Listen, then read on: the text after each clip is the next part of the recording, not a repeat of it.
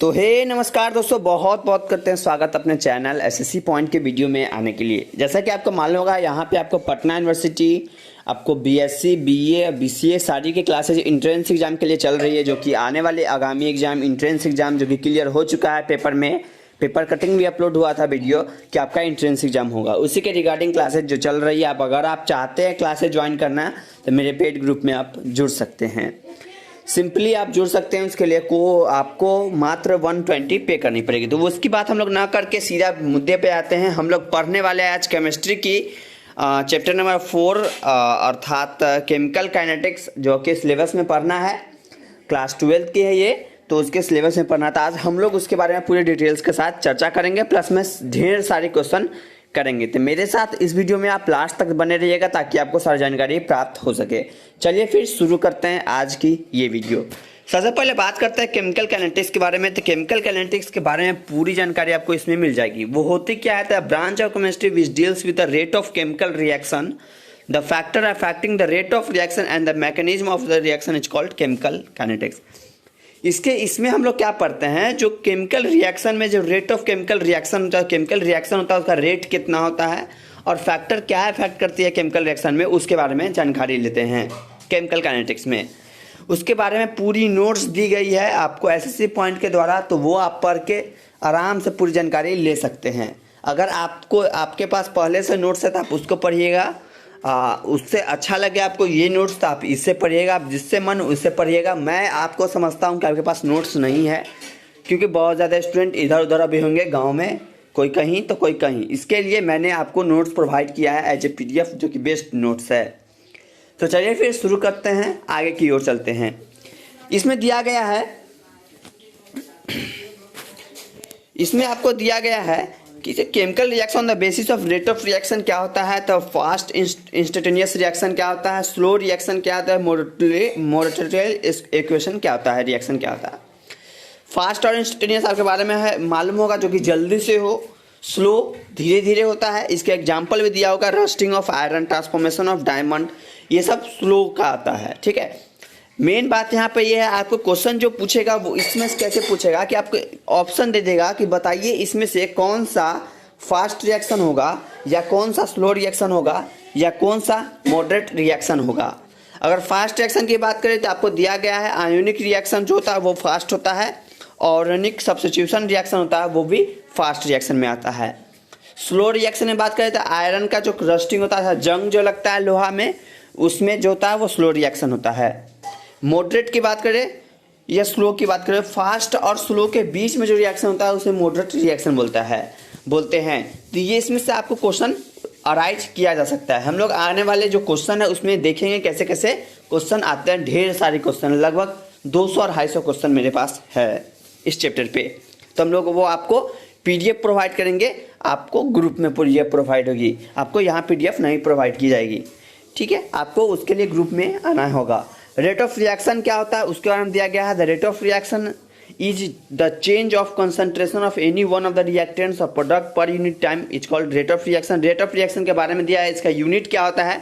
हाँ, इसका यूनिट आपके लिए बहुत ज़्यादा इंपॉर्टेंट है, क्योंकि यूनिट बहुत ज़्यादा पूछा जाता है। आप सभी को मालूम है कि हर एक एग्जाम में यूनिट जरूर पूछा जाता है। एक क्वेश्चन आपको यूनिट से जरूर आता है। अगर आप फिजिक्स पढ़ते हैं तो यूनिट एंड डायमेंशन से एक क्वेश्चन जरूर रहेगा, वो आप कंप्लीट करके ही जाइएगा। और अगर आप केमिस्ट्री पढ़ते हैं तो उसमें से किसी भी चीज़ का एक यूनिट आपसे पूछेगा, तो आपको 1 नंबर का क्वेश्चन इसमें रहेगा। तो यूनिट सभी का देखते हुए चलिएगा। फिर इसमें बात किया गया है रेट ऑफ रिएक्शन के बारे में, जो इसका कुछ टर्म होता है उसके बारे में बात किया गया है, तो वो भी आप देख सकते हैं। 1 सेकेंड, तो वो भी आप देख सकते हैं। आगे की ओर चलते हैं हम लोग।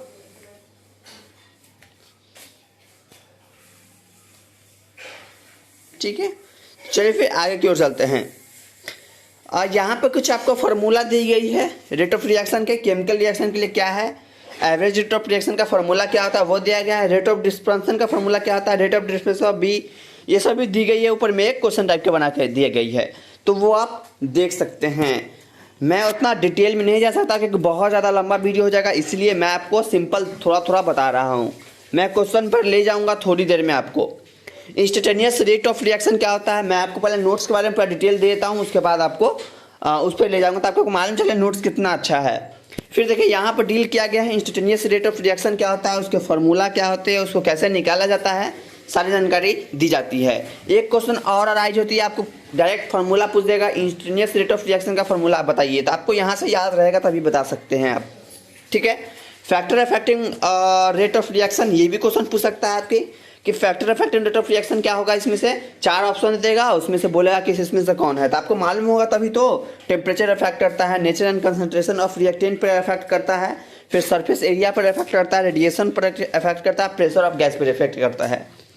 तो ये आपको कुछ आपको रेट ऑफ रिएक्शन के अफेक्टिंग फैक्टर दिए गए हैं। रेट लॉ एक्सप्रेशन क्या होता है वो भी दिया गया है। देखिए बेसिकली इसमें आपको बताया गया है कितनी अच्छी नोट्स है, वो मैं आपको समझाना चाहता हूँ कि कितनी अच्छी नोट्स आपको हर एक पॉइंट बाय पॉइंट 11 पेज में आपको पूरी चैप्टर को समराइज करके आपको मिल रहा है। तो समझ आए कितना अच्छा नोट्स आपको मिल रहा है। तो आप जरूर से जरूर इसको नोट्स को पढ़िएगा, उम्मीद है आप नोट्स को जरूर पढ़िएगा। बिना नोट्स के आपको वहाँ पे क्वेश्चन नहीं बनेगा। मैं आपको 200 और 250 क्या 1000 भी क्वेश्चन करा दूँ, अगर आपका बेसिक क्लियर नहीं होगा तो वहाँ पर आपका क्वेश्चन नहीं बनेगा। इसलिए मैं आपको बोल रहा हूँ बार बार कि नोट्स जरूर पढ़िएगा, ताकि आपका बेसिक क्लियर रहेगा तो आप कैसे भी क्वेश्चन को डील कर सकते हैं, ठीक है। यहाँ पर ऑर्डर ऑफ रिएक्शन और मॉलिक्यूलरिटी ऑफ रिएक्शन के बीच में डिफरेंस है, तो वो आप देख सकते हैं कहाँ पर क्या डिफरेंस है। मैं उतना नहीं पढ़ूंगा पर आप देख लीजिए एक बार। हाँ देखिए एक क्वेश्चन यहाँ से भी अराइज कर सकता है शॉर्ट फॉर्म में कि जो ऑर्डर ऑफ रिएक्शन होता है उसका फ्रैक्शनल जो वैल्यू होता है वो क्या होता है, 0 होता है, और उसमें क्या होता है 0 नहीं होता है मॉलिक्यूलरिटी ऑफ रिएक्शन में। तो ये सब कुछ चीज़ें हैं जो कि आपको ध्यानपूर्वक पढ़ना है और देखना है, ठीक है।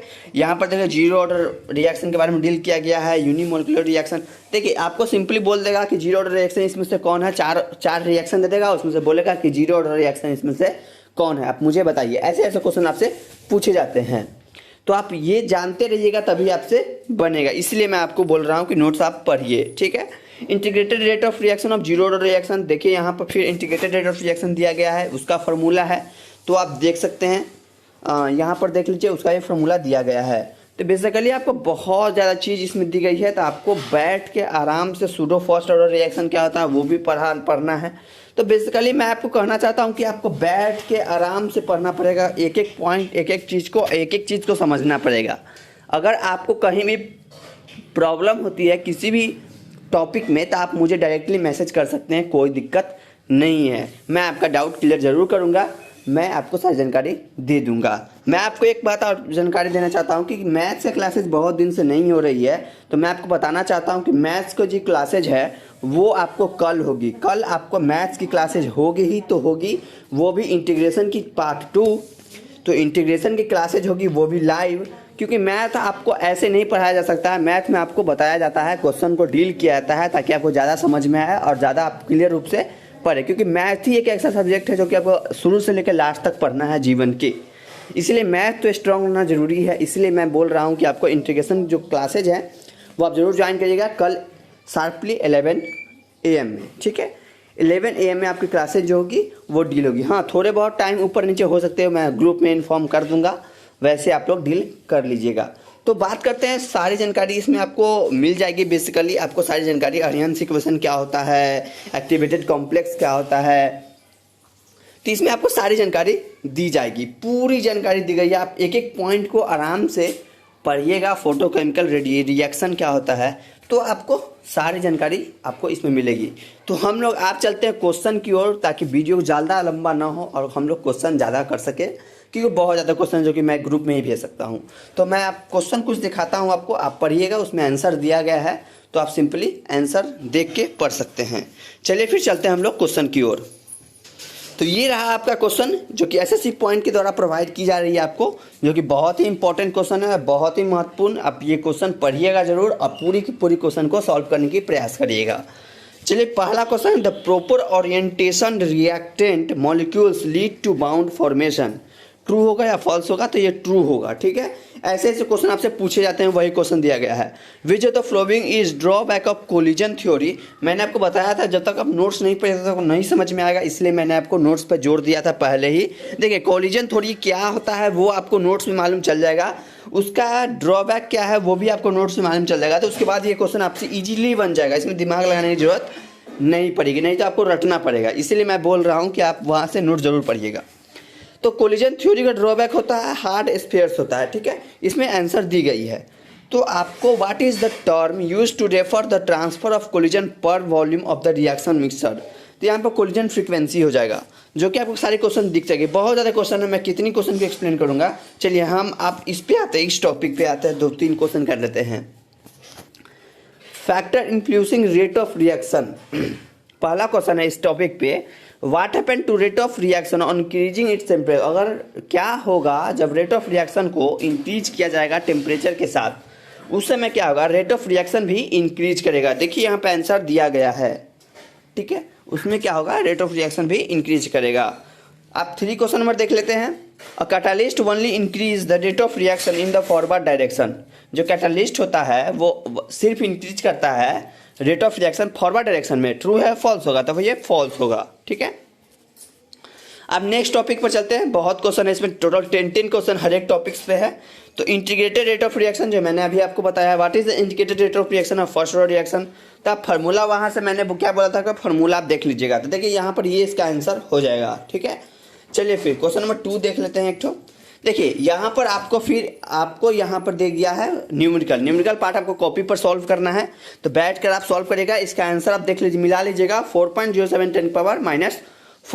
तो ये आपको सारी चीज़ दी गई है। आपको अडहेरेंस फैक्टर जो कि आपको फार्मूला जो मिलेगी वो कहाँ से मिलेगी, तो नोट्स से मिलेगी। इसलिए नोट्स पर मैं फोकस कर रहा हूँ कि आप नोट्स ज़रूर पढ़िएगा। उसके बाद भी टॉपिक है कोई, देखिए यहाँ पर सिर्फ न्यूमेरिकल पार्ट है, तो न्यूमेरिकल आप कॉपी पर बैठ के बनाइएगा। देखिए न्यूमेरिकल पूछता है आपसे 2 क्वेश्चन जो होगा वो न्यूमेरिकल पूछेगा। केमिस्ट्री में 2 से 4 भी पूछ सकता है, कोई गारंटी नहीं है। तो आप न्यूमेरिकल पर प्रैक्टिस जरूर करिएगा। तो न्यूमेरिकल दिया गया है इसमें। सूडो फर्स्ट ऑर्डर रिएक्शन पर फिर आपको क्वेश्चन है। देखिए बेसिकली हर एक टॉपिक पे आपको क्वेश्चन मिल रही है। मेन बात मैं आपको समझाना चाहता हूँ, हर एक टॉपिक पे आपको सिंपल क्वेश्चन मिल रही है। तो आपको हर एक टॉपिक पे ऐसे ही क्वेश्चन है। तो आप इसको पाने के लिए आप सिंपली मेरे ग्रुप में जुड़ सकते हैं। तो आज के लिए इतना ही, फिर मिलेंगे नेक्स्ट वीडियो में। तब तक के लिए जय हिंद जय भारत। अगर आप चाहते हैं ग्रुप में जुड़ना तो मैं आपको नंबर लिख देता हूँ, वहाँ से आप कॉन्टेक्ट कर सकते हैं 7970664856। ये मेरा नंबर है 7970664856। यहाँ से जाके आप जुड़ सकते हैं पेड ग्रुप में। पेड ग्रुप का प्राइस हो चुका है 120। पहले 50 से स्टार्ट हुआ था, अभी 120 हो चुका है क्योंकि एग्जाम का टाइम आने वाला है इसीलिए। चलिए तो आज के लिए इतना ही, फिर मिलेंगे कल नेक्स्ट वीडियो में। तब तक के लिए जय हिंद जय भारत।